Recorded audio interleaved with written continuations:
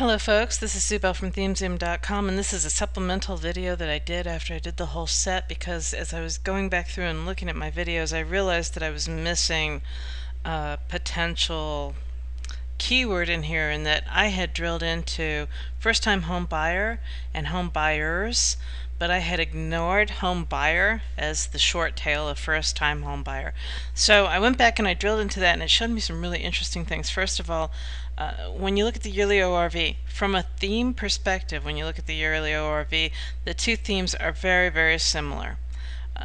When you look at the pay-per-click, or rather at the search traffic, however, you'll notice that the search traffic for home buyers is substantially higher, and the cost per click is higher on home buyer. The search traffic is higher on home buyers. That's why the yearly ORV kind of averages out. Now, that made me sort of well, I had several questions about home buyer, and I'm still surprised that as a theme, home buyer has $1.3 billion and first-time home buyer has $1.4 billion. So it still comes out on top of the short tail. So I went into the synonymic net just to take a look at only those keywords, right? So we're discarding for a moment the theme and all of the data that's brought in from the theme, and I'm just looking at those keywords in and of themselves.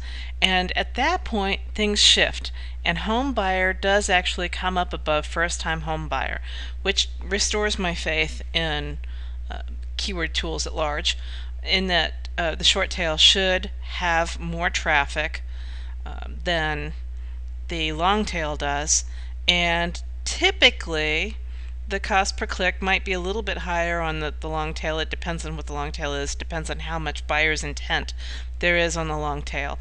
And this is showing you that, there's only 30 cents difference. That's not enough of a difference for a keyword like that to say that there's more buyer's intent in one term than the other. And but however, it does bump home buyer up into the second position. So now I've got what seems to me to be very realistic in terms of real estate is the vertical market, the top of the vertical market, and so it should have by far and away the highest yearly ORV. Home buyer is just one echelon above first-time home buyers.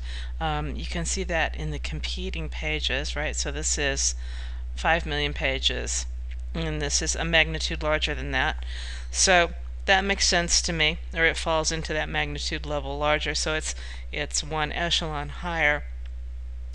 And so it goes from, it is quite an amazing drop though, from $414 million down to $10 million, but from the $10 million to $8 million, that's reasonable. And when I look at the number of competing pages going from a number so large I can't actually figure out what it is without the commas, to something that's 14 million, that shift in the dollar value does indeed seem completely reasonable to me.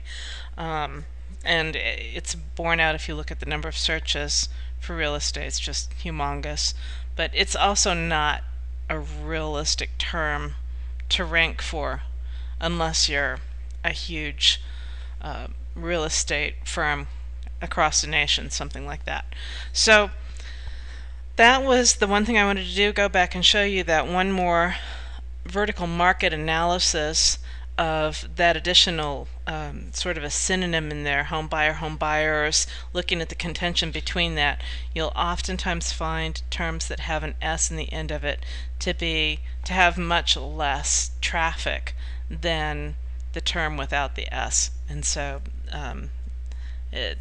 this would be kind of touch and go as to whether or not, if I were looking at it without the data beside it, as to whether or not I would think, which of these terms would be more valuable. The fact that it's half as valuable as first-time home buyers just lends more credence to my idea that this is in fact a really good niche to go after. This is Sue Bell from ThemeZoom, signing off.